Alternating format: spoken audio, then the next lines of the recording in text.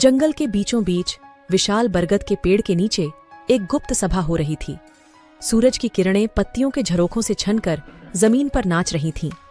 इकट्ठे हुए थे जंगल के रखवाले, शीतल आवाज वाली नीलगिरी, तेज तर्रार चीता बबली, चतुर लोमड़ी लीला और बुद्धिमान हाथी धीर। हवा में खबरें तैर रही थीं कि जंगल को काटने की साजिश चल रही है। बबली बोली, मैंने सुना है बड़े बड़े लोहे के दांत वाले राक्षस पेड़ों को उखाड़ने आ रहे हैं। नीलगिरी हिलते हुए बोली, उन्हें रोकना होगा। ये हमारा घर है, हमारे बच्चों का घर है। धीर ने कहा, चिंता मत करो, मिलकर हम कुछ ना कुछ कर ही लेंगे।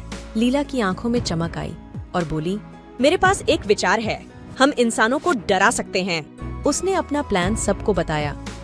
अगले कुछ दिनों में जंगल में अजीब सी हरकतें होने लगीं। पेड़ों से अजीब आवाजें आने लगीं। रात में आग की जुगनू जैसे चमकने लगे। लकड़बग्घे की हंसी दूर दूर तक गूंजने लगी। जंगल के किनारे पेड़ों पर अजीब निशान भी बनने लगे। एक दिन पेड़ काटने वाले मजदूर जंगल में घुसे। अचानक उन्हें अजीब आवाजें सुनाई दीं। घबराकर उन्होंने चारों ओर देखा, लेकिन कुछ दिखाई नहीं दिया। फिर उनके सामने एक पेड़ पर लिखा हुआ मिला, वापस जाओ, नहीं तो। डर के मारे उनके हाथ पांव फूल गए। जल्दी से उन्होंने अपना सामान समेट लिया और वहां से भाग निकले। खबर जंगल के बाहर भी फैल गई। लोग कहने लगे कि जंगल में भूत प्रेत रहते हैं। कुछ दिनों बाद जंगल बचाने के लिए काम करने वाले लोग आए। उन्होंने देखा कि जंगल बिल्कुल ठीक है, सिर्फ कुछ पेड़ों पर अजीब निशान हैं। उन्होंने जांच की और पाया कि ये निशान जंगली जानवरों के हैं।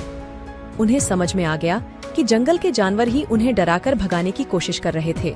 ये खबर अखबारों में भी छपी। लोगों को जंगल के महत्व का एहसास हुआ। उन्होंने जंगल बचाने के लिए आंदोलन शुरू कर दिया। सरकार ने भी जंगल को बचाने का फैसला किया। इस तरह जंगल के जानवरों की चतुराई और लोगों के सहयोग से जंगल बच गया। जंगल में खुशियां मनाई गईं। पेड़ों पर झूले पड़े और जानवरों ने नाच गाकर जश्न मनाया